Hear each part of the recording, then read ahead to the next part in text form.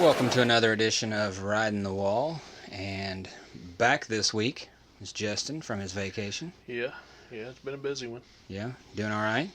Doing Been good. doing a lot of fishing, hunting. Yeah. Yeah. Any luck at either?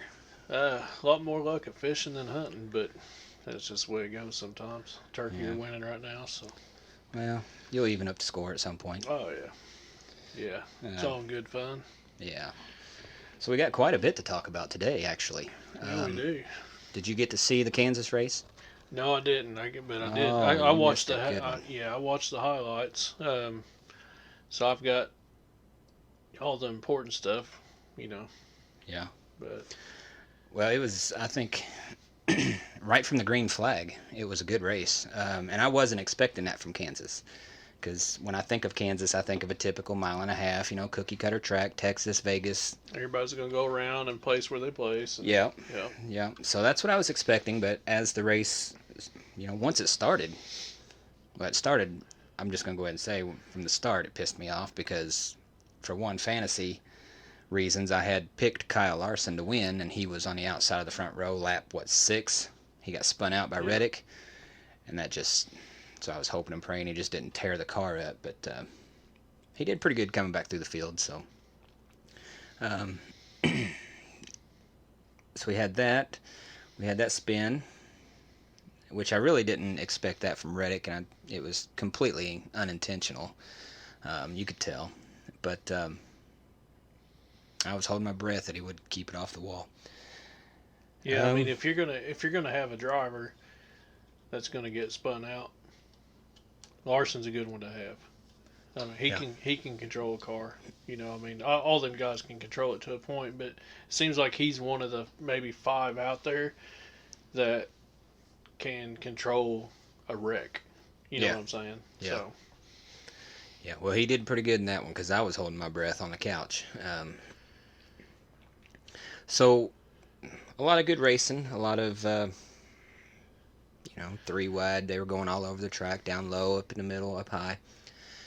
And then we get towards the end, and that's, where we're going to now, is the good stuff. right in So, the face. yeah. As I say at the end of every episode. I mean, Chastain. Well, Noah Gragson is obviously listening to the podcast. Right. But I mean, that's why I say that because I mean, Chastain. Or Chastain's listening to the podcast one, I should say. Yeah. But I mean, he did this right in the face. I mean, it was awesome.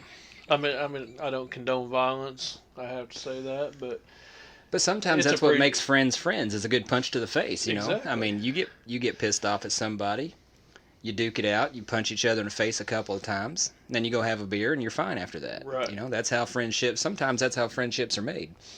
But before we get into all that excitement, we get to the end of the race, about 10 to go. Larson has used his stuff up. Hamlin is coming after him. He's reeling him in.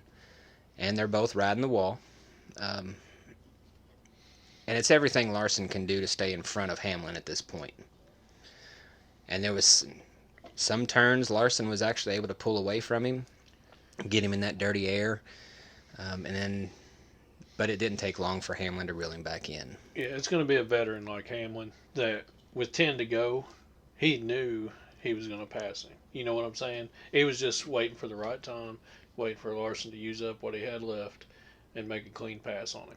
Yeah. But he's that veteran that, just like Logano and Harvick and so on. Them guys have been doing it for so long that they can tell by looking at that car in front of him, he's fish food, Yeah. I got him. Mm-hmm. So, and then we get to the last lap coming out of turn 2. The pass happens. So, what's your take on the pass? I've heard, we're recording this on Thursday, so it happened 4 or 5 days ago. I've heard a few things, people's opinions on it. I want to hear yours. On Hamlin passing Larson? Yeah. I thought it was a good pass. Well, okay. Because I do too. Yeah. I do too. And I'm more of a Larson fan than a Hamlin fan. That's no secret. But it was a good pass. And there was nothing wrong with the way that happened. Yes, and I am the same way. I'm a Larson fan. I like Hamlin. not really a Hamlin fan, but I am a Larson fan, and I didn't see anything wrong with that. It was just hard racing, Right. white flag, you're going for the win, and we're in these playoffs, you win and you're in. So he has to do something. He can't just sit behind him or he's never going to win the race, right? So he's got to do something. But I think he makes a little contact with Larson's left rear quarter panel. Yeah. And a lot of people are condemning the pass, saying it was a dirty move. Wasn't clean driving. And I didn't see anything wrong with that because, and this is my take on it, it was hard racing. Like I said, white flag. Larson had been scraping the wall 2 or 3 different times, just trying to keep Hamlin behind him. So with him scraping the wall, he's going to lose speed, right? Every time he scrapes that wall, even just a little bit, he's going to lose a little bit of speed. And Hamlin's right on his back bumper. So he whips it out there to the left to make the pass. And right before he makes that move, Larson's scraping the wall. I mean, you can see there was a shot where it's like they're looking at him coming down the backstretch, and you can see Larson's car is on the wall before Hamlin makes contact. So that caused Larson to lose enough speed that Hamlin couldn't get his car to the inside of him quick enough. He was going to make the move. Whether he would have actually made the pass had there been no contact, we don't know. That's playing the what if game. But my overall take on it is, and I've seen some of the media content about people kind of fussing about how Hamlin passed Larson, but anybody that follows NASCAR knows that these new gen cars are very hard to pass in. The drivers say that every week. Mm-hmm. Another race can't pass. And that's why they're driving so aggressive. Right. Yeah. So, I mean, you can't go out there and get second every week and not make a move. And somebody like Kyle Larson that races 4 or 5 nights a week, whether it be in late model or modifieds or sprint cars or NASCAR, rubbing is racing. Hamlin didn't intentionally do anything. Yeah. Larson is a very difficult driver to pass, and everybody out there knows it. Let alone when you put him in a car that's impossible to pass with, you know. So Hamlin did exactly what any successful race car driver would have done. And what people don't look at is Hamlin could have dumped him at any time. Yeah. You know what I'm saying? If he wanted to be a dick, he could have just dumped him and went on. Mm-hmm. Oh, so, yeah, find me. Go ahead. You know. But that's not how Hamlin was racing. Yeah. So I mean that's where I look at it. And if Larson wasn't complaining about it, he knew it was a racing move. It was a racing move. Mm-hmm. So if the driver's not complaining about it, everybody else shut the hell up. Yeah. And Hamlin had he had 2 options: pull out beside him a little bit sooner, and then you may not make the pass. Or ride behind him and hope that he messes up, and it's Larson. He's not going to mess up. Right. So you're gonna run second, guaranteed, by staying behind him, or you pull out there a little bit sooner and hope that you can make the pass. And the race is coming to a checkered flag. You got to do something. Yeah, and I think that's what he was going to do because it was obvious that the weak spot on Larson's car was not handling all that great coming out of turn 2. And Hamlin had been following him long enough to where he could see that. He knew that. So that's where he needed to make his move. And that's what he did. And because, like I said, for the few laps before that, every time coming out of turn 2, Larson, you could see that he was scraping that wall. So he did everything he could to keep Hamlin behind him. It just wasn't enough. He used up all of his stuff. Had that been maybe a less experienced driver behind Larson, he might have been able to keep him behind him. But or if it was a less experienced driver behind Larson. Yeah, that's what I'm saying. If it was somebody in second, had Hamlin been maybe... That's a double-edged sword because if that would have been a less experienced driver behind Larson, that guy could have just dumped him. You know what I'm saying? That's true, too. Look at how aggressive a lot of these younger guys are. Mm-hmm. I mean, he could have just plowed him. I'm going to follow him. I'm going to be right on his tail coming out of turn 2. When he does rub that wall, I'm dumping him. It's going to look like he done it himself. Mm-hmm. So that's my take on it. It was just a hard racing, racing move, no foul really. Right. I've seen a lot worse. Absolutely. So what I thought was so amazing was that Larson was able to get that car back straight to finish second. Yeah. Because he was 90 degrees into the wall. I mean, his driver's side headlight was scraping the wall. That's where he was at. So to get that car back straight in order to salvage a second place finish is impressive. Yeah. That's probably the most impressive thing of the day that I've seen. So that's my take on that. Now let's get to the good stuff. The post-race entertainment.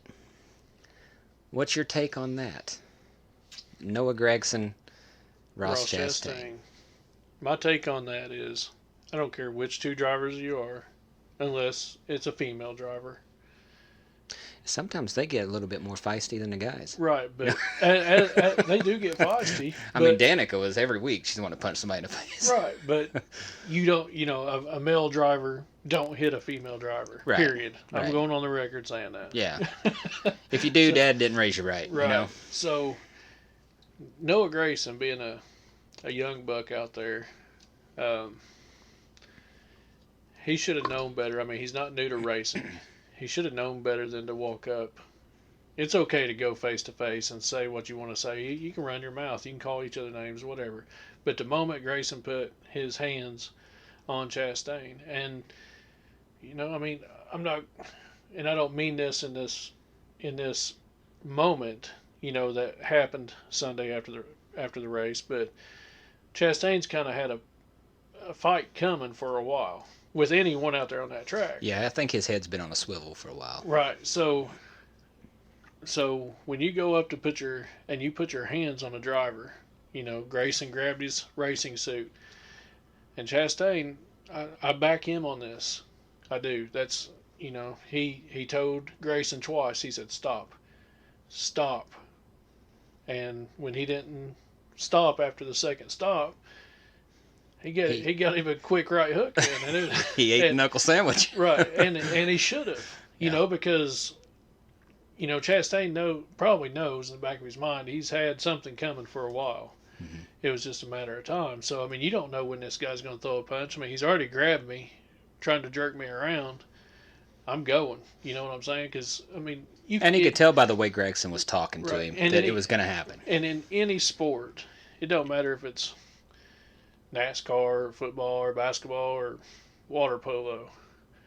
Anytime there's a altercation these days, there's a couple guys standing right there that's going to jump in after that first fight or first fist is thrown. Yeah. So get the one in you can. Mm-hmm. Don't be the guy grabbing my racing suit, jerking me back and forth, and get punched in the face. Yeah. If you're gonna come at me, go ahead and just come at me, run in your mouth, and throw that fist. You know what I mean? Mm-hmm. And I agree with that. My problem with the whole thing is, for a year and a half, Ross Chastain has just been all over everybody on the track. It doesn't matter if it's Denny Hamlin, Chase Elliott, who else has he had run-ins with? You name it. There's been a few. There's been more than a few. Larson.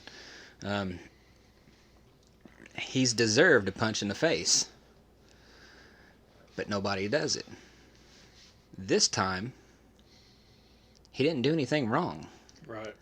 He raced aggressively, that's what he's there to do. But a lot of them do. There was no contact made between the reason that Gragson got pissed off at him was because he thought Chastain ran him in the fence, which is the exact same scenario as Bubba and Kyle Larson last year at Vegas. Right. Which Larson was on the inside, ran Bubba hard, he ran him high. And Bubba got his butt hurt. And Bubba moved out of Larson's way and ended up hitting the fence.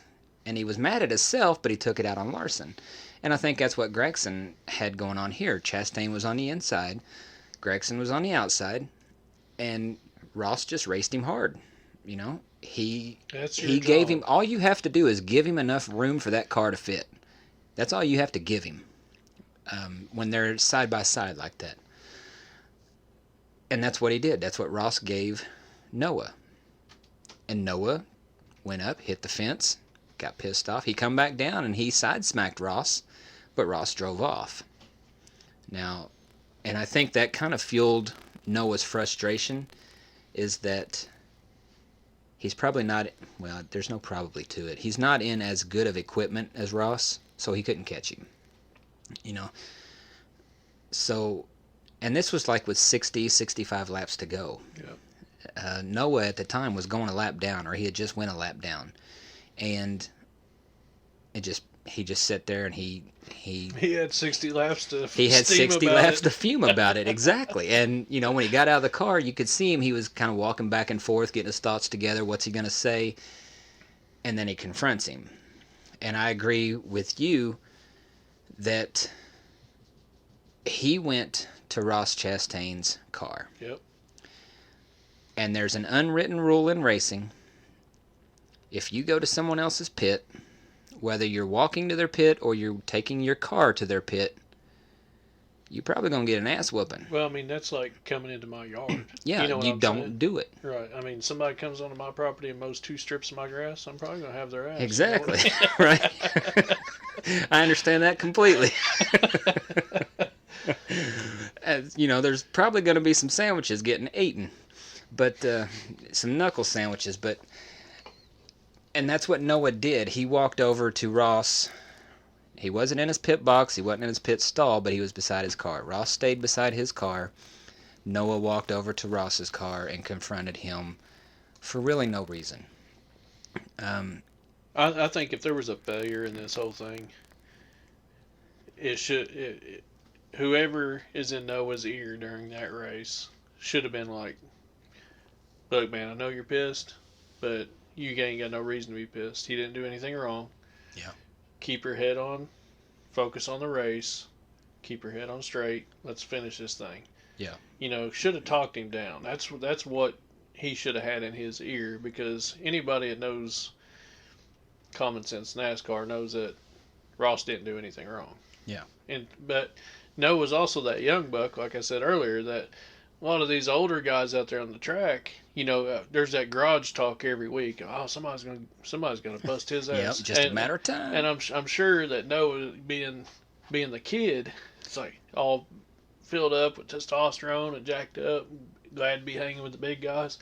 I'll do it. He ever messes with me, I'll do it. Watch. Mm-hmm. And I'm not saying that's what Noah was saying. Yeah. But and I think it's easy to see that being done. Yes, and I think along those lines, I think with Noah there is some frustration. He's competing with Ty Gibbs for Rookie of the Year, which driving skills, they're pretty equal in my mind. That's my opinion. Ty Gibbs is a great driver. I'm not a fan. It's going to take me a long time. I'm going to have to see some good things from him before I become a fan of his. I'm just not a fan. But that can change. But Noah, I'm all right with Noah. But, last year when they were both in the Xfinity, they had top quality equipment. They were in equal equipment. Right. Well, I say equal. One was a Chevy, one was a Toyota, so one had the advantage. Right. But, Yeah. But they were equal, and the teams had the same amount of money. Yes, they were on a level playing field. Whereas this year, not so much. Even though one's still in a Chevy and one's still in a Toyota, the kid that's in the Toyota has the advantage, but just by being with a better team. And I think that has some frustration. So Noah is not able to maybe display his talents like he wants to, like he thinks or he feels that he should. So I think that's kind of a frustration, and then it all just kind of boiled over when this whole incident happened on the track. So he gets out and he goes over and says, hey, we're going to talk about this. Now, one thing I do think about this is Noah Gragson with a bowl cut should not be going over and trying to punch anybody in the face. He should have took his helmet off. For two reasons. Right. You got a kid with a bowl cut going over wanting to fight somebody, and then you get punched in the face. But you know what? One of the things I like the most about that, and you never want to see it have to come to that. But in all honesty, we we do enjoy seeing that because we're NASCAR fans, and this Yeah. is some of the stuff that NASCAR was always famous for, and that was part of the deal, Yeah. Very first Daytona 500, all you ever see of that is the fight that happened at the end of the race. Right. So, but if you notice, and I'm sure you did, as soon as Chastain threw that right hook and caught him in the jaw, he turned around away from the situation and he couldn't quit smiling. He was damn near laughing. Yeah. And I thought that was, I was laughing because he turned around and he's like, why is this kid putting his hands on I've watched, I have watched this thing probably 6, 7, maybe 10 times. Right. Just over and over because I want to hear what they're saying. I want to see. I want to watch this whole thing and just keeping my eye on Ross. And I watch this whole thing just keeping my eye on Noah. I'm watching this whole thing keeping my eye on the officials that are in between them. I'm watching everything, right? I want to get my full opinion, and I want to try to make the best opinion. Well, not really the best opinion, but an honest. I want an honest opinion, and I want to try to be accurate from what a driver feels, because I've kind of been in that situation, and I'll get to that story in just a minute, but my take on this whole thing is Noah walks over to Ross's car with a bowl cut. He's mad as hell, his face is red, he's fuming. He has total intentions of punching Ross in the face 2 or 3 times and being done, and he makes the mistake of grabbing him by the fire suit first, which gets the attention of these officials, and they're on their way to step in the middle of it. Ross says stop twice. Yep. So I do give kudos to Ross. He handled it the right way. He handled it the right, and he grabbed the punching hand. If you notice, he grabbed Noah's right arm. Right. So he knew he wasn't a lefty. He grabbed that punching hand so he couldn't punch him. It's almost like Ross has been punched before. I would say he probably has. Couldn't imagine why, but so he grabs Noah's punching hand so he don't get punched. And like you said, he said stop twice. Noah's still, he's trying, and by this time, the officials are in between them. Yeah. Right? They're pulling them apart. They're pulling them apart. You got one that's got a hold of Ross, and you've got one that's got a hold of Noah. And then Ross sees his opportunity. He just clocks him. Yeah. Right in the face. Right in the face. Noah ate that one. But and as soon as he clocked him in the face, he thought one was coming because he ducked. Yeah, he turned. He turned to the side because he thought one was coming back at him. And one was coming back at him, but you see that big old boy that... Oh, that big old boy caught it. Yeah, he caught He said, no, we ain't doing that. He caught his fist. He did. He's like, no, it ain't happening today. That pissed me off more than anything. I was like, let him throw one. If he misses, he misses. If he connects, he connects. It's tough to say. Should you let somebody throw a punch? The right answer is no. But at the time, But the real answer is dude just got punched in the face. He probably deserves one throw. But that's just the fact of the matter right there. Just as I said, in any sport, no matter what college, professional sport there is nowadays, it's going to be split up and broke up after one punch usually. Except for hockey, yeah. Right. Yeah. So, well, hockey don't count. Yeah, I know. So it's Canadian stuff. Right. We don't understand it. Exactly. It's like soccer. Yeah. So, anywho, but Gragson knows this.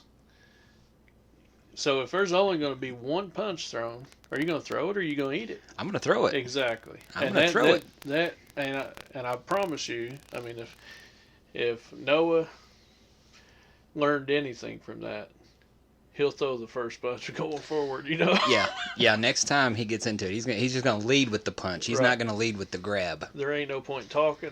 Just do what you're coming to do. Get it out of the way, because there's only gonna be one punch thrown, unless there's that big of a crowd around so quick that the NASCAR officials can't get to him immediately. And maybe that was Noah's intention. Maybe he just wanted to grab him. Maybe he didn't have an intention on punching him. Until he got punched. Yeah, but that's just it. Maybe you put your hands on me like Noah did him. Right. I'm not going to wait and find out because you're already getting aggressive with me. Right, but before this incident, let's ask this question. Before this incident, did you see Ross Chastain throwing a punch on anybody? No. He just don't look like that kind of guy, right? Right. That's what I thought. I thought, Even somebody like Chase Elliott. But nobody ever grabbed him by the racing suit either. Right, we haven't seen that yet. So we're all thinking he's a soft-spoken, seems like a nice guy, blue-collar guy coming up. He's just racing He's just hard. out there racing. Yeah, he's doing his job. He don't seem like the kind of guy that's going to go throw hands. But sure enough, he's going to throw him. He's going to throw him quick. Yeah, he is. And he landed. Yeah. He's on target. So it's almost like a watermelon hit Noah right in the face. Yeah. And now that's the bad part of that is that sends a message. That sends a message, hey, I'm going to keep driving the way I am. You want to talk about it? I'm willing to throw hands. Yep. So there's going to be some people that are going to back away from that, right? You have, in my mind, and this is, like I said, this is my opinion, you're going to have guys like Chase Elliott who might be willing to walk up and talk about it, or a Joey Logano type of driver that's going to be willing to walk up and talk about it, but they're not going to get physical, Kyle Busch. Whereas you have somebody like a Kyle Busch, a Kevin Harvick, maybe. Brad Keselowski, yes. You have maybe a Buescher. Ryan Newman that's coming into the game, coming back into the game, that they're more than willing to throw hands. They don't care. Yeah. But he's not messing with them kind of people. He's never bumped one of those. And I'm really hoping and praying that he hits Ryan Newman one time just to see what happens with Rocket that. Man Rocket Man will flatten his ass. Because that's going to be some entertainment. Even somebody like I mentioned, Chris Buescher. Chris Buescher seems like, man, and he probably is the nicest guy you ever meet. You know what I'm saying? Yeah. But he's a stout old country boy. Oh, yeah. You know what I mean? That boy ain't no skinny, 120 pound, 5'5" NASCAR driver. He's a pretty stout old plowboy. And that's the kind of guy you don't want to get a hold of, just like Ryan Newman. And what if Smoke was out there on the track still? And Chastain damn sure wouldn't be racing him like that. No, I think what should have happened. He would once. Right. He thought he was tough one time. Or Dale Senior. Yeah, but those guys, those old guys, I think they would have done it the right way. It wasn't so much about beating your ass in the pits. It was about getting you back on the track. Your next 6 weeks are going to be hell. Yes, and I think Noah handled it wrong because he sent a good message that you mess with me, there could be some repercussions in the pits. But that's just it. I don't feel like he messed with him. Right, and that's the big picture of this whole incident. Ross didn't do anything wrong this time. Right. Normally Ross he's apologizing because he's hitting the damn pace car pretty much. He's hitting everything on the track. And he says he don't mean it, but he's just driving hard like he's supposed to, which I get it from all points. But you keep hitting everybody on the track, you gotta change somebody's going to get you back. Yep. You will not be able to just keep riding around the track and apologizing for your mistakes week in and week out. So it's going to catch up with him, and it almost did this week. Now, what I am really curious about, I know we're playing the what if game again, is what if those officials hadn't have been around? What would that whole scenario have looked like? And it's wrong of me to say it would be entertaining because a fist fight should not be entertaining, but as people and as humans, we've made a sport of it. We've made a couple of sports of it with boxing and MMA. When has it ever not been? Right. So, we sell tickets to these things. So, that's part of the game, and it's part of the entertainment. And, you also have the aspect of boys have at it. They didn't let them have at it, really. They let one have at it. Well, if they want to expand their profits, why not say, hey, yeah, anybody that wants to buy a ticket to whoever had an issue today on the track, we're going to set this cage up over here and these two can fight. Yeah. and watching that, when I had my eyes on Noah, once he got punched in the face, his attitude changed completely. He was doing everything he could to get to Ross. I think if he could have got to Ross, I think Noah would have been the winner of that fight. You think so? I think so. Well, and if you just stand the two side by side, it's a 50-50 coin flip, But after you see one of them get punched in the face and the way they react to that, Boy, he was Well, pissed. That and bowl cut was going every which direction. you know the legend Mike Tyson made that comment years and years It's ago. a Was perfect quote. everybody has a plan until they get punched in the face. Yep, And I love that quote. I do too. Now, and that it fits so perfect right here because Mm-hmm. I'm sure Noah had a plan walking over there. Yeah. But that plan changed once he got As soon as punched he in got the face. Yeah, for some reason it pissed him off, more than he already was. Which is kind of humorous, and we laugh about it now. But so I mean that whole scenario carrying over into Darlington. Darlington's a tight track to race on.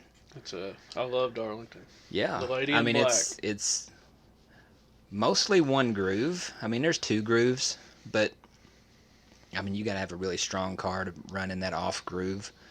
But so that scenario with Gragson and Chastain, we could see some more of that this week. Noah couldn't get that punch to the face, but he might get Ross Chastain hooked up in the wall right there. So that's gonna be something to watch. Yeah, I think we'll see some carryover from this. But And I had a story along with that. I had to reach for a new can, but because I was in the same, somewhat of the same situation when I was racing. you got punched in the face. I didn't get punched. I probably should have gotten punched in the face, but I did not. We were, and this was, supposed to be the beginner class. We're not the fast guys. I'm not racing late models. We're at Brownstown, and this is a heat race, right? So we go out there for the heat race, and my car was running really good this night. We're racing I think it was a 8 or a 10 lap heat race, and the whole race goes green. And I didn't realize it because we don't have mirrors in the car, but I was going anywhere from 4th to 2nd at any point. I mean, the top 4 were just running that close, right? And I was in that top 4. They took the top 4 straight to the feature. We didn't have to mess with the consi. So, and I think there was probably 10 cars in this heat race. I'm not sure. But I think it was a 10-lap heat race. On like lap 8, they throw a caution. Somebody spins, we throw a caution, rack us back up. Here we go again. We get going. We go around for one lap. I'm fine. I'm still in the top 4, right? We take the white flag. We go around 1 and 2. I'm still up there. We go diving down into 3. And this guy, I remember it like it was yesterday, this guy just did some kamikaze dive underneath me into turn 3 between me and the big old Uke tire right there. And he didn't tap his brake at all. I don't think he even set the car up to take the turn like he normally would. He was using me as his brake, Right. and as his handling. And he hit me so hard, door to door, that hit hurt. And usually a door-to-door hit don't really hurt too bad. But that one hurt. He sent it in that hard. And as soon as he hit me, he's on my inside, he hits me and it knocks me up towards the outside of the track. It took me out of my groove. It kind of just, I was like, what the hell? I didn't even realize he was that close. I didn't see a bumper. I didn't see a hood before that. I didn't even hear him. So I didn't know he was anywhere close. But that's how hard he threw that car into that turn. And as soon as he did, as soon as I realized what was going on, it took me a split second. I realized what was going on. I knew exactly who it was. And the bad thing is, me and this guy had pitted right next to each other for half the season. I mean, we were somewhat friends. I mean, we didn't help each other with the cars, but we'd talk to each other. Hey, my car's doing this. What do you think? We'd kind of help each other out if we could. But we had a big group of like about 8 of us kind of parked together, and we were both in that little group, right? So this guy hits me a ton going into turn 3, knocks me up the track, and as soon as I realized everything that was going on with it, we're coming to the checkered, and all I see is red. It pissed me off that bad. This is a heat race, and he's damn near tore up my car for a heat race. So I'm going to get him back right away. That's my instant thought. He's not making it to the checkered flag. That's what's going through my head. Because we have on our bumpers, you know how on an old car, an old chrome bumper, it kind of comes out from one side to the other and then it kind of flares in, right? So you cut them flares off. So you got you don't hook nobody. You got an end. Right. But those bumpers are covered with a plastic nose piece, right? And mine was, his was. But the back bumper's exposed. His back bumper's exposed. So I thought, and this is wrong. Looking back on it, this is completely wrong. But this was my thought process. I'm going to put my front bumper in his back bumper, and I'm going to hook him. And we're both going into that concrete wall right there in front of the grandstands. I don't care that I tear up my car. I'm going to prove a point right now in front of all these people. And the stands was about 3/4 full or half full, whatever. But it wasn't fair night, so it wasn't completely packed. But it was a good show. So that's my thought. I've because he's already pulling in front of me. He just took my spot with that kamikaze move, and that's what pissed me off. So I'm going to try and hook his bumper. And I tried. I mean, I was steering it in there. I was, yes. My focus was completely on my front bumper and his back bumper, and I couldn't get it. I couldn't hook him. And once he got in front of me enough to where I knew it wasn't going to happen, I ended up getting fifth. I had to go through a consi now, all because of his dumbass move. Right. So he takes the checker flag in 4th place, and he makes the feature. I take the checker flag in 5th place. I got to go through a consi. I never let off the gas. So he's slowing down as he's going through 1. My foot's on the floor. I'm wide open. And I hit him as he's in turn 1. My intention was spin him out, hit him hard, spin him out, let him know I wasn't happy with the move that he made. Whatever happens to the cars happens to the cars. I didn't care about his car because he didn't care about my car. Right. That's my thought process on it. So I hit him. And I sat pretty low in my car. All you could see was like half of my helmet. I don't know how it's seen over the dashboard because I was sitting so low in that car. But all I could see was my fender, my driver's side front fender, folded out. It just 90 degrees. Buckle. I was like, what the? I didn't spin him. I'm just watching him. He didn't spin. That pissed me off even more now because I just hit him and I'm just seeing my car getting tore up and he hadn't even spun yet, and that was my whole purpose, was to spin him out. I never lifted. I stayed in the throttle, foot completely on the floor. So he's halfway around 1 and 2 at this point, and I could see his head looking around. I could see that helmet looking around to see where I was, see who it was that hit him. I nailed him again, but this time I went a little bit to the inside, and I come up and I hit him more to the side of the left rear, and I hit him hard. I slowed down once I hit him the first time, so I wasn't going as fast this time as I was, but I hit him again.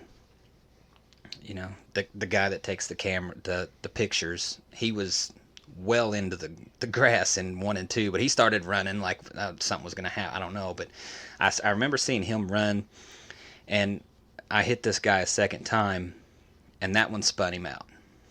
Now I'm happy, right? But in the process, that second hit buckled my hood. I'm like, great. I'm tearing my car up more than I'm tearing up his, just trying to prove a point. And but once I spun him out, made you feel better. Yeah, I spun him out. Me and him are eye contact right there. He's looking at me. I'm looking at him. I didn't give him the finger or anything like that, like I wanted to, but I didn't, because once I spun him out, I wasn't seeing red no more. I proved my point. He knew. He knew. Yeah. Just like I knew. We both know what happened. And and then I had to go the cool down lap to go into the pits. And so once I go through 2, it's all hitting me what I just did. I'm like, oh man, that was an asshole move. I shouldn't have done that. It felt good, and at the time, it was the right thing to do because I was wrong. It was an asshole move on his side too. But yes, again, I mean, and that's why in my mind it was right, because if you want to do that to me in a feature, that's one thing. Yeah, you know what I'm saying? Yeah. Let's not be. It's a heat race, right? Let's not do it in a heat race, but completely understand if it's a feature. and you're fighting for first and second. Yeah. I'm not going to say I'd be doing it for third and fourth or fourth and fifth. Yeah. I mean, know yeah, what I'm this saying? was the last transfer spot in a heat race. It's like, come on, dude. Right. I mean, and normally he had a fast enough car he could transfer straight to the feature. And, me and him were right about level with each other. That's why we were fighting for the same spot. So he was probably having some aggravation in his car too, that he wasn't as fast as he normally was. Well, and I find out after the race was over, when we were just green for 8 laps, I was fourth, he was fifth, but he was like half a lap behind me. So there was no way in hell he would have made this transfer spot had it stayed green. Right. He had to do that kamikaze move. But I didn't know that at the time. That's his problem, not your problem. Exactly. But he made it your problem. Exactly. But then he wants to try to damage my car. So in my mind, I'm right by evening the score on the track. I'm not going to throw fists with this guy. This guy's 6'4". He was probably a couple years out of high school. I remember the guy's name. I'm not going to say it, but as far as I know, he's still racing today in a higher class, but at Brownstown. But to finish my story, I'm going down the backstretch on my cool down lap, and it's all going through my head. I'm all replaying it. I'm like, oh crap, I'm gonna get in trouble for this. This is gonna be there's gonna be a fight back in the pits, because where he spun out, he can just go right over the hill, and he's right back there in his pits, because we both pitted right on the backstretch. But this night I was back on the other side of the creek, and so I make it around 3 and 4, and I see the track promoter at the time. He's already walking out on the track. He's looking at me. I'm like, great. And there was a lot of mixed feelings about this track promoter at the time, but he never really did anything wrong to me, so I didn't have any bad feelings toward him. But he points to me, and he points to the track real quick. Come right here, he, like mom would do if she's mad at you. Come here, and she points. So I stop. He leans into the car. He says, load it up on the trailer, you're done. And then he turns around. He goes to walk away. I wasn't letting him walk away. No. Did you run over him? Well, what I should have done has played in my mind. Josh Williams put it in parks. That was one of the things I had thought about doing. I thought about just climbing out of the car right there and just saying, here, hook up to it, bub. Me and you going to talk about it in the infield. But he started to walk away, and I yelled at him, hey, come here. And he's not a small guy either. He was probably 6'2". He was a beefy boy, He turns around, he leans back in the car, and I started giving him my side of the story. I said, he can hit me up there in turn 3 like the way he hit me, but I can't do right back to him. But he didn't let me finish my sentence. He let me get about 4 words out, and he said, shut up or it'll be longer than tonight. Well, that pissed me off too, but at that time, the division of cars that we were running in, Brownstown was the only track we could run. Yeah. Our cars were pretty much outlawed everywhere else, so... So all right.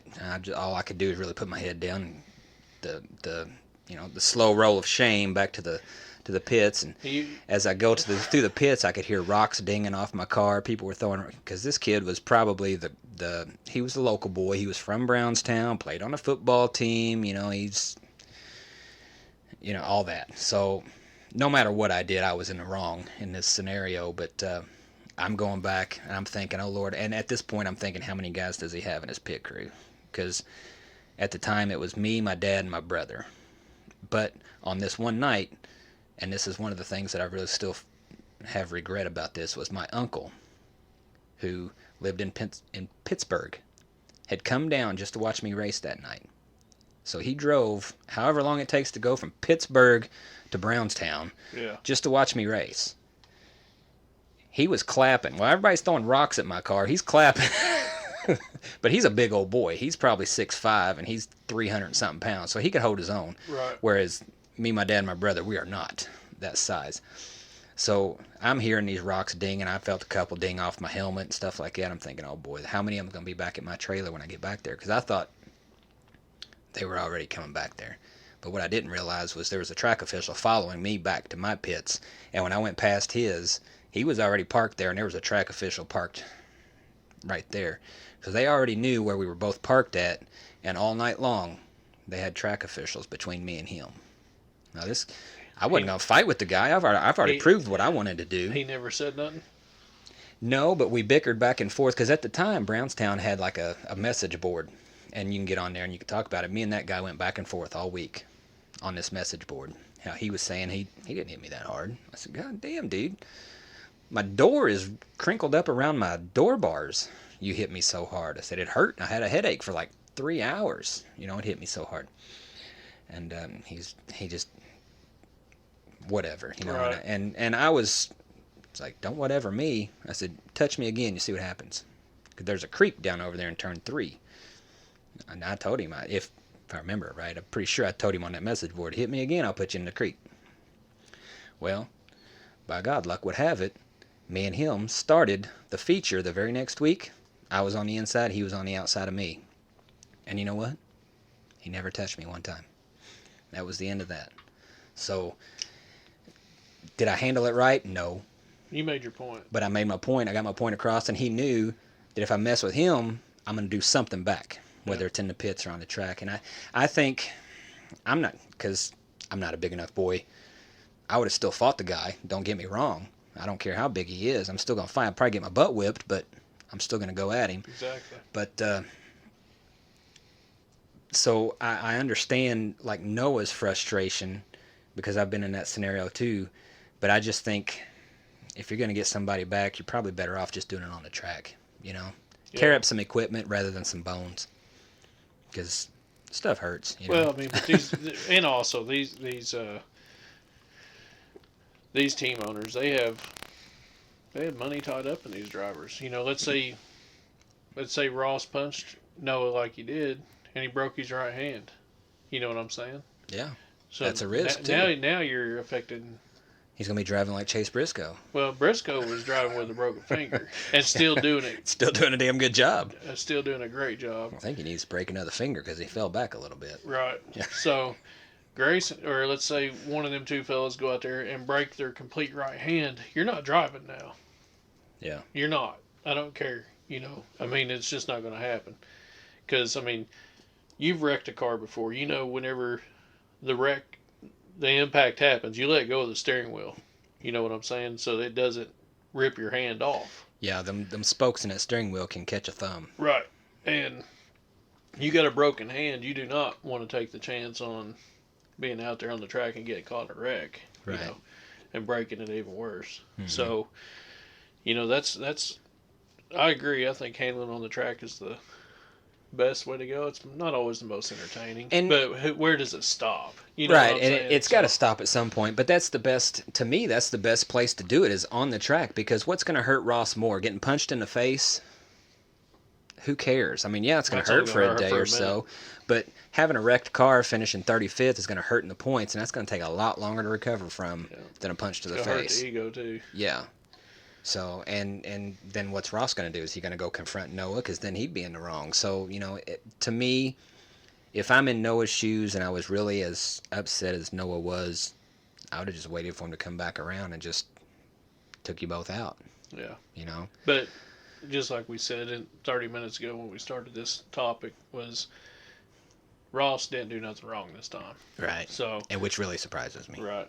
So let's move on to. We got Darlington coming up. The Lady in Black. Yeah, Throwback Weekend. Yeah, love Throwback Weekend. I haven't even had a chance to look at any of the throwback schemes. You got some pretty cool ones. Yeah. Yeah. I like to wait. I like to wait until race time. I like to wait till race time to see the throwback schemes. Instead of it's kind of make it a surprise, right? It gets me more excited for the race. So get to live in the moment. You know what I mean? So yeah, I do look forward to the Throwback Weekend. I think it's going to be pretty exciting. If I had somebody I thought was going to win this race, I would definitely think it was. One of my top choices would be Larson, just because this track is made for running up against the wall, and that's pretty much his and Tyler Reddick's MO, So, and Larson he finished second. He should have won last week, so it seems like anytime he does really bad, he comes back with a pretty good finish. So I'd be watching Larson this week. Right. Who do you think taking fantasy out of it, who would be somebody, one or two that to watch for? Brad Keselowski. Watch for him. And these are all three veterans. And I feel like, and this ain't just last year, the last 2 years. This has been over decades. I feel like Darlington is more of a Chevrolet track. You know, it's for one, it's a lady in black, so Yeah. Chevrolet. You know, it's but I say Kyle Busch, Joey Logano, Danny Hamlin, Brad Keselowski, Kevin Harvick. I mean, the veterans can whip this track's ass just as easy as anybody. I look at it more instead of a Ford, Chevy, Toyota track. I look more at it as it's just a veteran track. Right, but a veteran hasn't won it in a while. True. But when I think of Darlington, that's what I think of. It's the veterans stand out more. I mean, we automatically, our brains go to the classics, That's true. Mine does. So, Eric Jones won it last year, and, rightfully so. He did a good job. Yeah, he did a great job. Caught me off guard. Right. He wasn't even on my radar last year. But, there again, Chevrolet, and, but no, I mean, as far as, I think any one of them four guys, like I said, Hamlin, Logano, Kyle Busch, Harvick, any one of them four guys could pull this win out, and it wouldn't shock me at all. Yeah. But on the same note, you got people like Kyle Larson and Tyler Reddick that are damn good drivers. And this track fits their style. Right, but where you can go down low and damn near cut that one half the track in half. You know what I'm saying? So I mean, it's there's going to be a lot of maneuvers. There's going to be a lot of strategy, and that's what I like about Darlington. I mean, we've been fortunate not to see a green-white checker the past few weeks. Let's knock on some wood there. Right, but I look for that to happen at Darlington. I look for it to happen because it always makes such a nail biter, such a finish, the way they come off that turn and go swing down low. You've always got that group on the inside that cut across there, and I think it's going to amp the excitement so much. Let's see if I'm right that we have a green-white checker this week. You could be, and one thing I wanted to throw at you quick was, and we don't have to talk about this too long. I just wanted to get your thoughts on it real quick. You see on the board there on that top right, I've got the win total for manufacturers for this year. And right now we're sitting at Chevy with 7, Toyota with 4, and your boys with the blue oval only have 1. One only matters. You only got to win one. Well, there's a lot of guys out there with blue ovals that need to win one to get in them playoffs. You can get in points. Yeah, you can, unless these Chevys and Toyotas start winning a lot more. There's always 3 to 4 that get in on points. So let's say he gets in on points, does good through the chase, and wins that last race at Phoenix. You only need one win to win the championship. I want to see a guy win the championship without winning a race. That's what I want to see. Just totally blow their whole,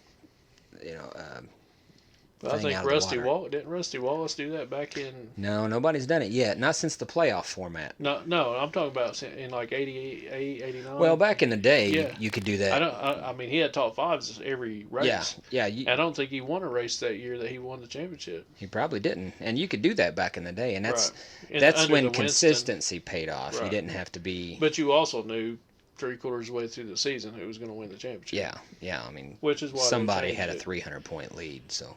It just wasn't.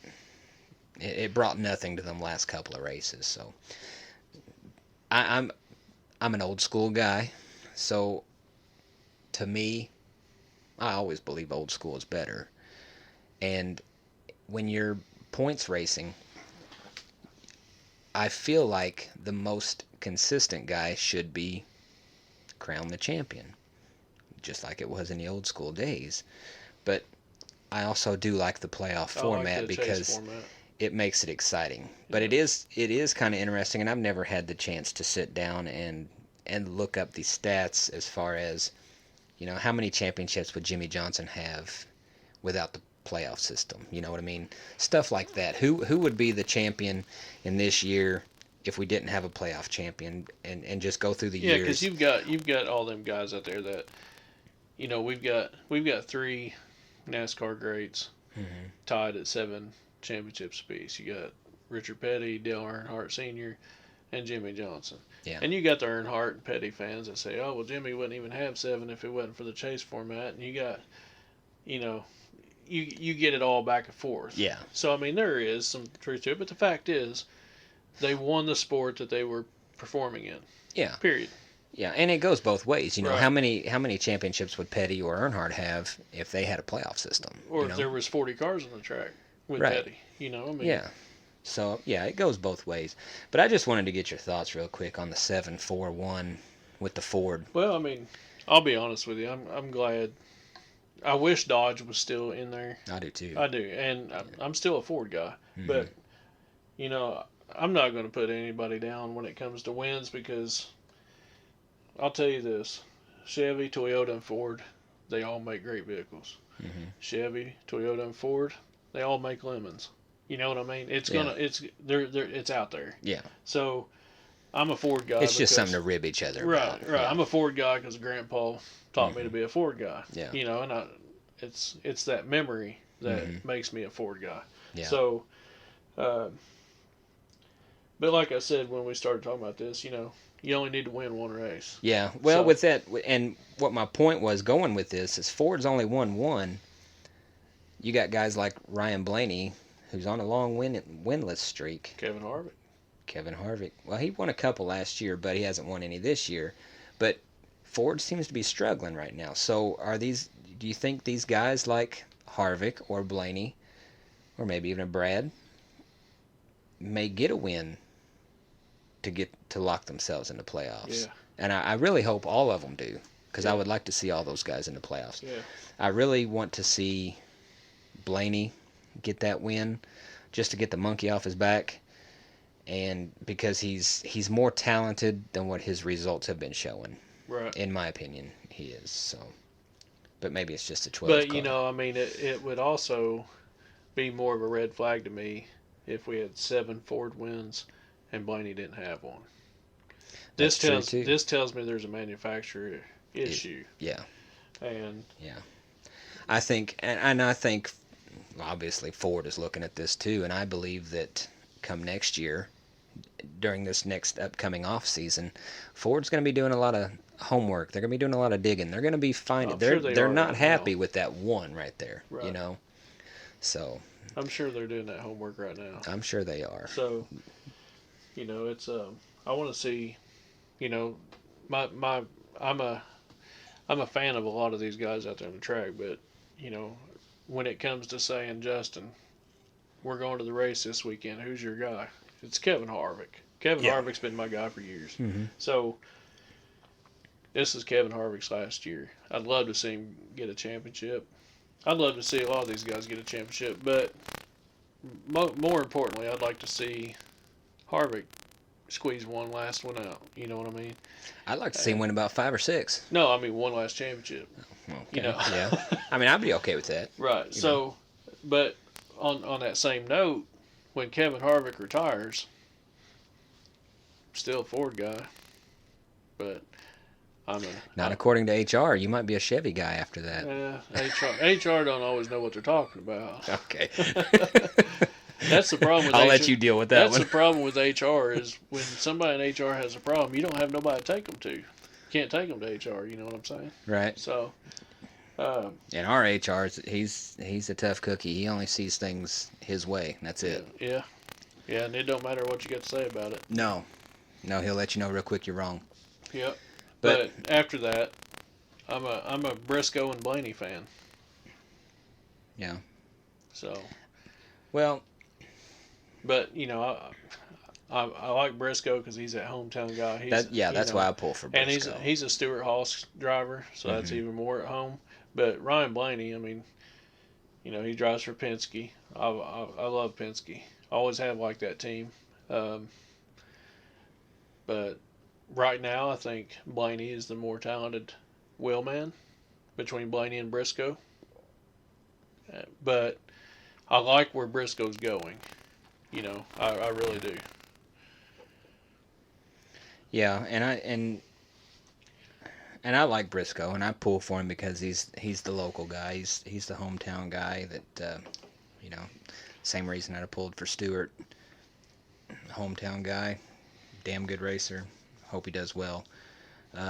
But I'm with you. I believe Blaney is the more talented of the two at this moment. Right. But I think a lot of that just has to do with experience, Exactly. So, And we always talk about favorite memories and stuff like that at the race we're going to. And since we're on the Briscoe thing, I mean, we could sit here and talk about retro weekend for another hour. But my favorite Darlington memory was just, I don't know, 4 or 5 years ago. I know it was in 20. No, it was 4 years ago. It was in 2020 when Chase. This is an Xfinity race now, and like I said, we could talk on and on about it. But Briscoe, it was a it was a really hit home kind of moment. That's probably my favorite memory, just because of I felt the guy's pain. You could really see the emotion he was going through, and I've been through it myself. But his wife, she was 2 or 3 months pregnant, and the night before the race, they had to go to the hospital, and she'd miscarried, and it was their first child. And Briscoe was a mess. I mean, they talked about it a little bit that Saturday morning and everything like that. But NASCAR did, not Chase. But he didn't even want to go race at the hospital. He was, I mean, like I said, it bad situation. And he there at the hospital, he told his wife, he said, you know what? He said, I'm gonna go out there and I'm just gonna do it. I'm gonna go race, and I'm gonna win this race for that baby. And I'll be damned. He goes out there and wins that race, gets out of his car at the checker line, and just breaks down. And I got teary eyed seeing it because I've been through that, just like Chase had. And it was a really special. I mean, there ain't nobody on that track that race meant more important. Yeah, Meant more to than Chase Briscoe, and he won it. So that's my look back. My favorite memory of the track. Not so much Monster, but it was Xfinity. But it was the moment that. Yeah, and I remember that race that you're talking about, and I felt bad for Chase at that moment because nobody wants to go through that. Right. And for him to go out there and do what he did in that moment. That's like Babe Ruth calling his shot. You remember? Yeah. Well, I mean, we wasn't around then, but how strange it was that he went and pointed that bat out there. Well, Chase did it in a race. And he did it. He followed up on it. So, yeah. My biggest, when I first think of Darlington, the race that I think of is probably one that a lot of people think of at Darlington is 2002, 3, early 2000s, the Kurt Busch, Ricky Craven, closest finish in NASCAR history. Oh, yeah. I mean, those two guys were just beating the tar out of each other for 3-4 laps. Neither one could get the advantage on the other, and it turned out that Ricky Craven ends up winning the race by like 2 inches or something like that. Just a ridiculously close one of the race. Closest of all time. Yeah, I think it still is the closest. Is it? I think so. I mean, we've had a couple like at Daytona or Talladega that have competed with it, but I don't think they've actually beat that record. That was tight. And just the way that they went back and forth, and it was just hard racing. Nobody dumped the other. Yep. And they respected each other, but they still wanted to beat the other one, and that's they what knew made how that far was, they would go and how far they wouldn't go. Yes.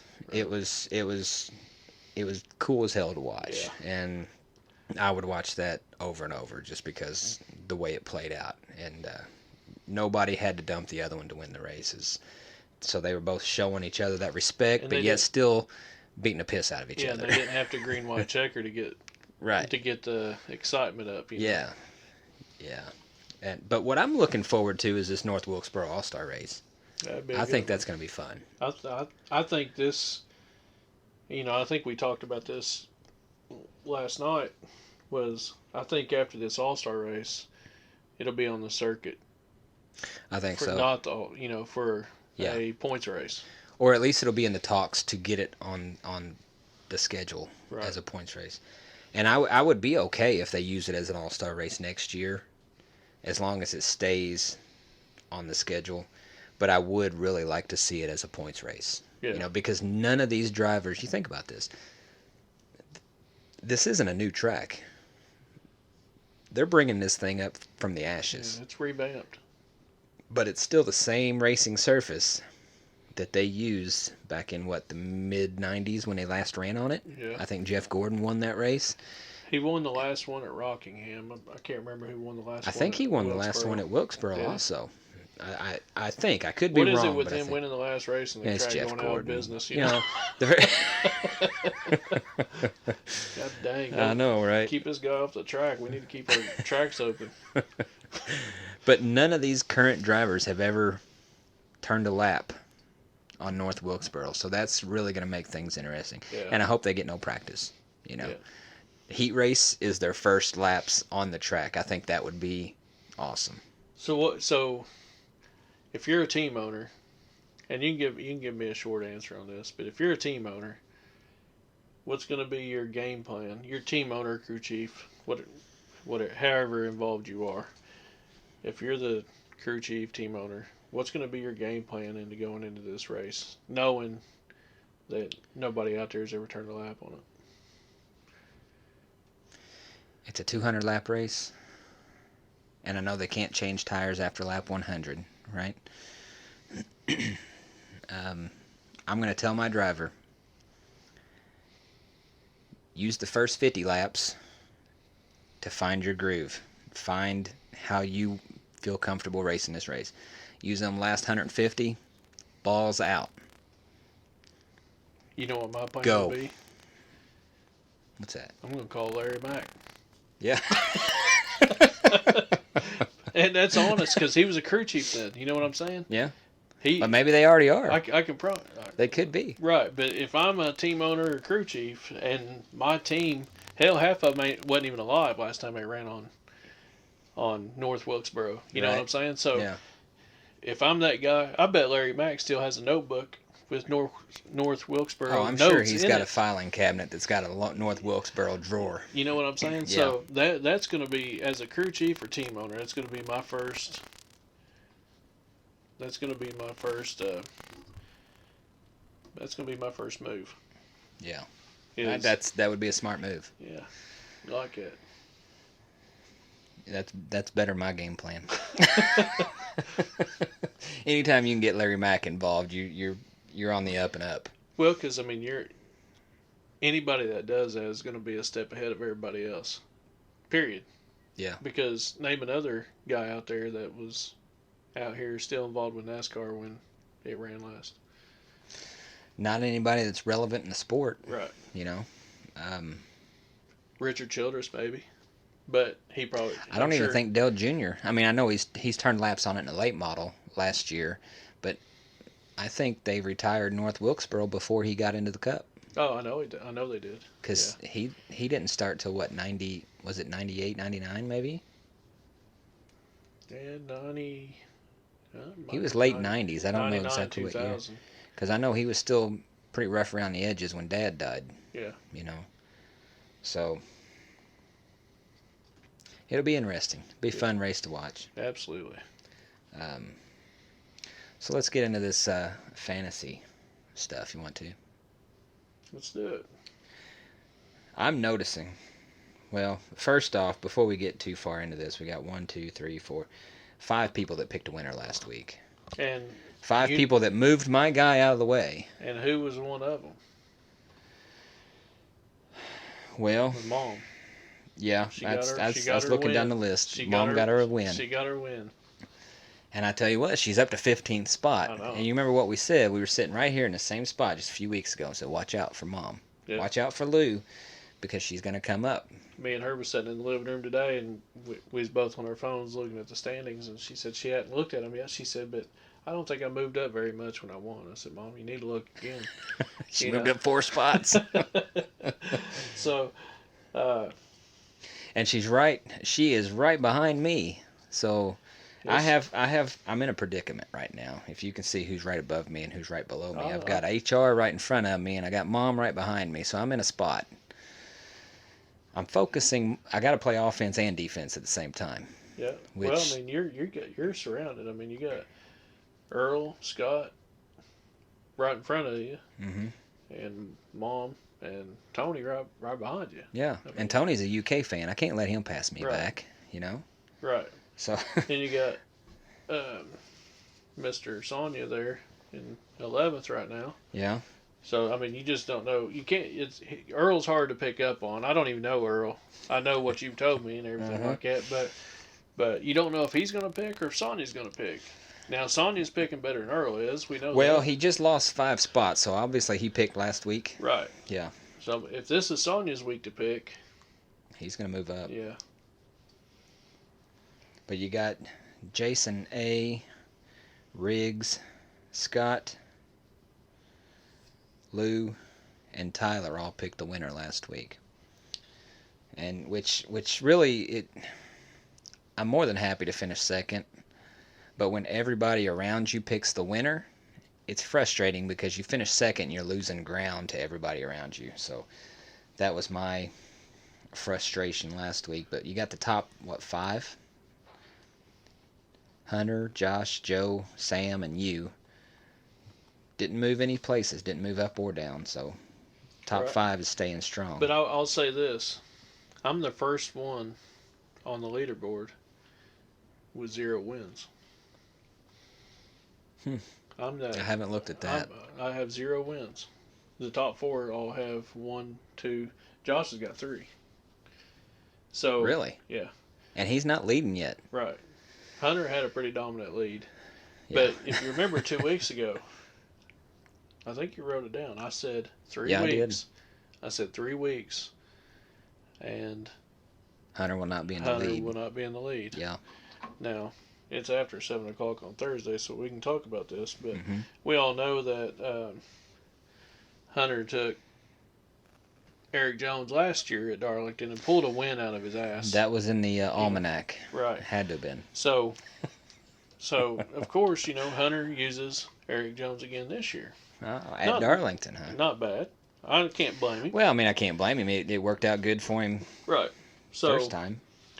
So Josh takes the same driver that I take, number 45, Reddick. So Okay. let's see if now 4 weeks ago I said I'm going to jump up 5 spots in one race, and I did it. Yeah. Yep.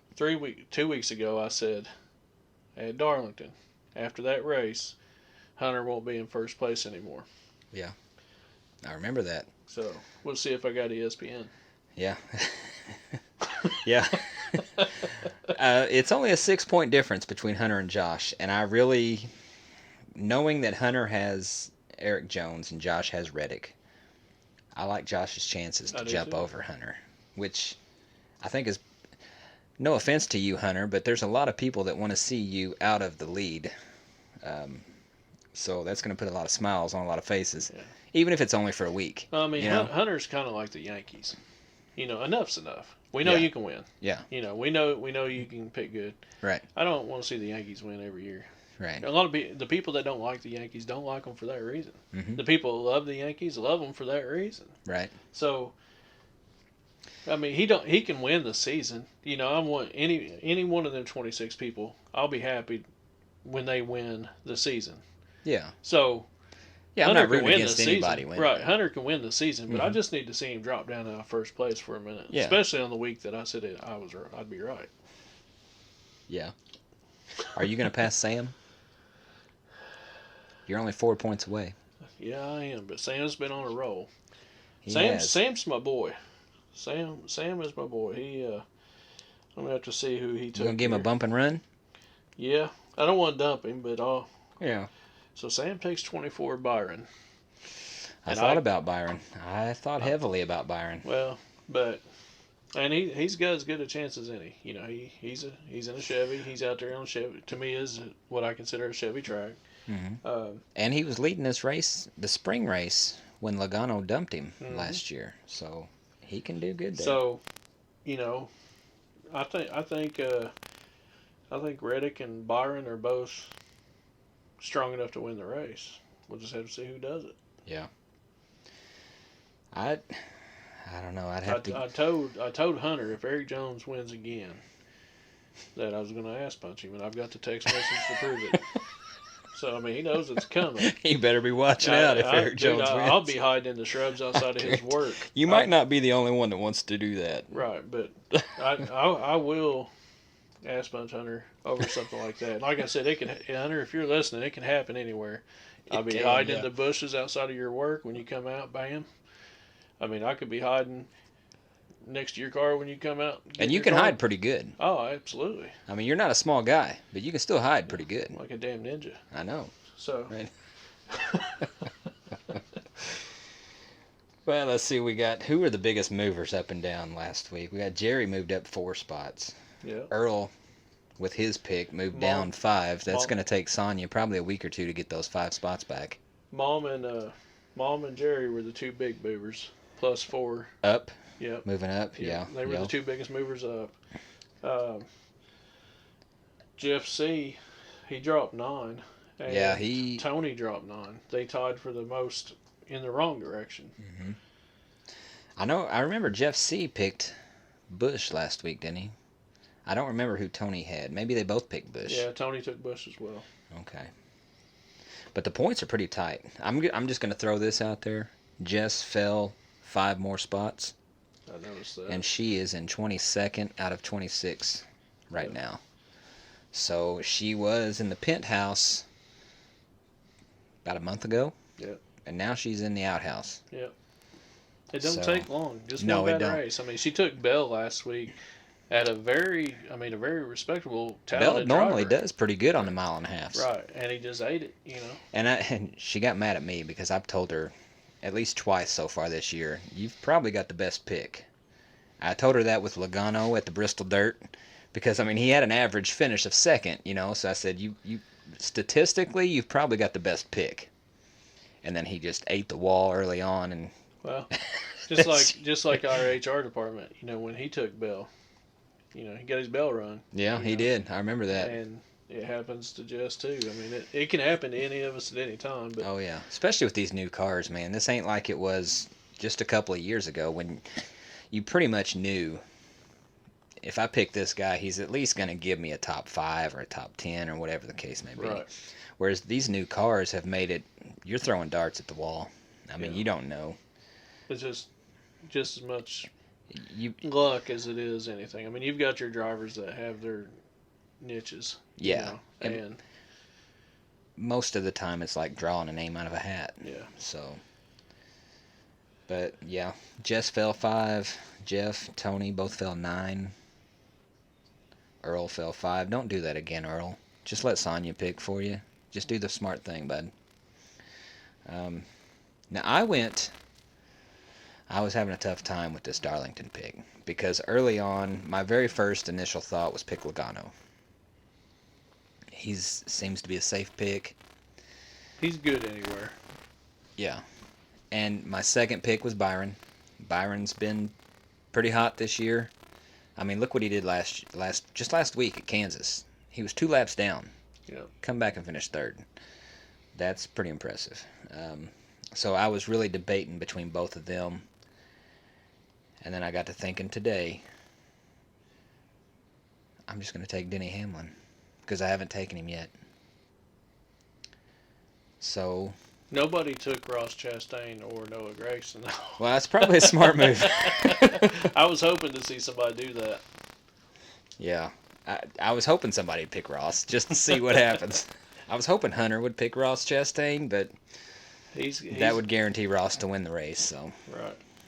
But it ought to be interesting. I mean, there's a lot of movement going on, and these points are tight. Yeah. So if somebody has a good race, they could jump up 3, 4, 5 spots easy. Yeah. If you have a bad race, you're going down quick. Yeah.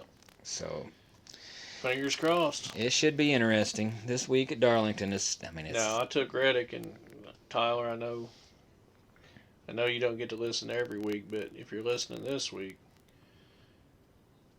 you heard Hunter's warning. The same goes for you. You don't get me a top 5. I could jump out of that car hauler at any time and ass punch you. Oh yeah, you gotta watch out. Right. And I don't know, we've had this talk in the past. I don't know if anybody's ever been ass punched, but it does hurt. I would love to see that. Right.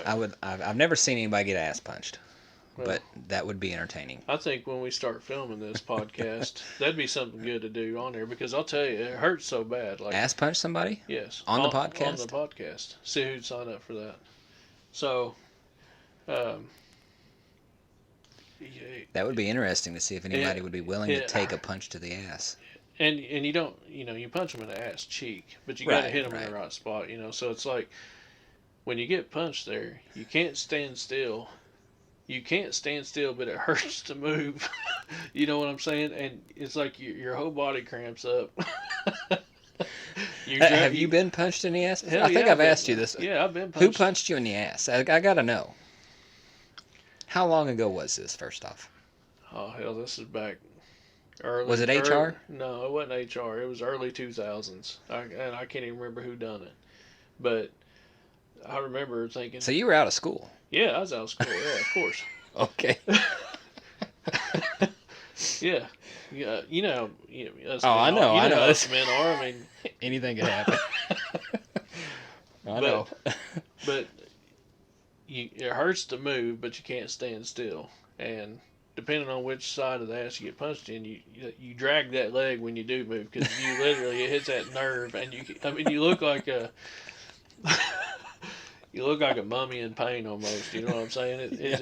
It's horrible, but it's funny as hell. So your other side that you didn't get punched in is fine. Yeah, absolutely. Okay. You feel nothing there. But it's like that locks up that other side. Yes. I got you.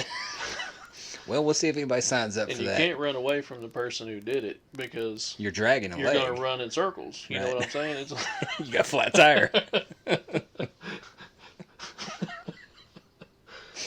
I'm just picturing this in my mind.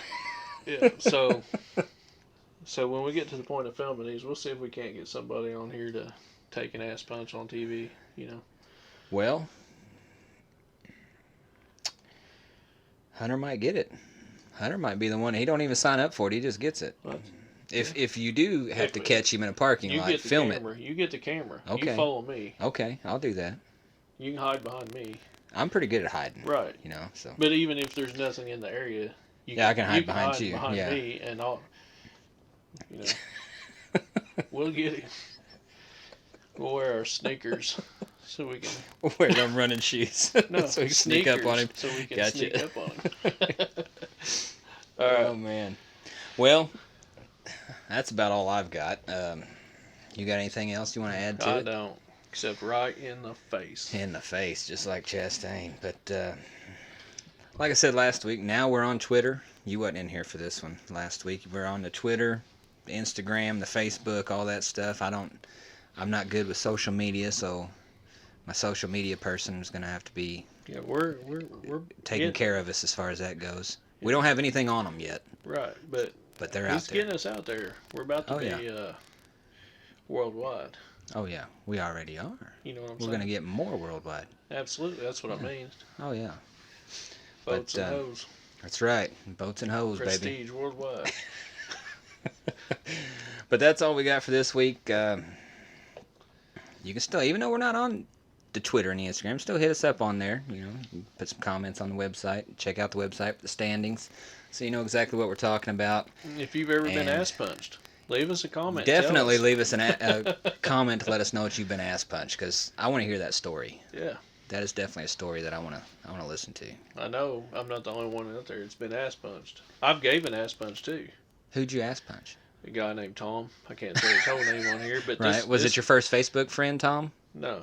No. No. That was my only friend there for a while. Was it? Yeah. This guy. Sad day. He was like 6'10". He was a great big bastard. Hold on. You punched a guy that's 6'10", Was he a stocky boy? Was he Yeah, just he was lanky heavy. or what? He was heavy. He was a big old boy. And he even talked like a giant. You know, like he had a big jaw and he talked Yeah. slow. Yeah. But And you punched him in the right ass in the ass. because you couldn't reach his jaw, or why? No, I what couldn't reach made his you jaw, say I'm but going to punch this guy right in the Because I ass? know how bad it hurts. Slow him down. I knew he wasn't going to catch me. You know what I'm saying? I mean, I'm 6'2" and 250. You know what I'm saying?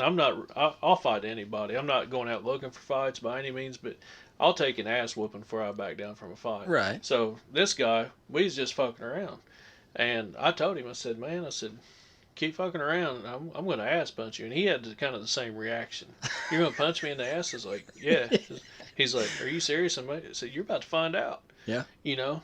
And as soon as he turned to walk away, dude, yeah. Hold on.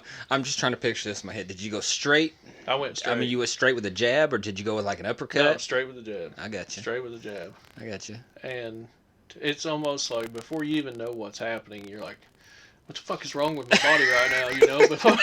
Because, like I said, it's that messed up. I'm picturing in my mind, Andre the Giant, and he's just going, oh, Right. and grabbing his butt as he falls down.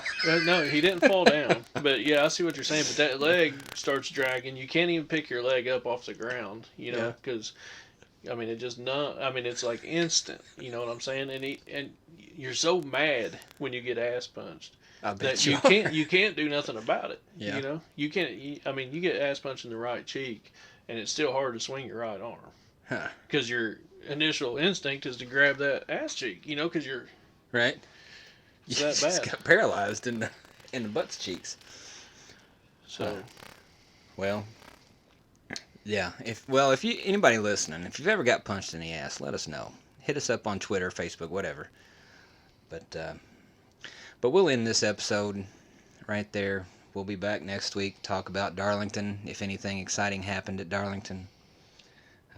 Look ahead to North Wilkesboro and get excited about this All-Star race. I think that's probably going to be the most exciting race of the season, is that North Wilkesboro All-Star race. So, but we'll be back next week, and we'll discuss it all then. So, until then, have a good one. yeah, right in the face.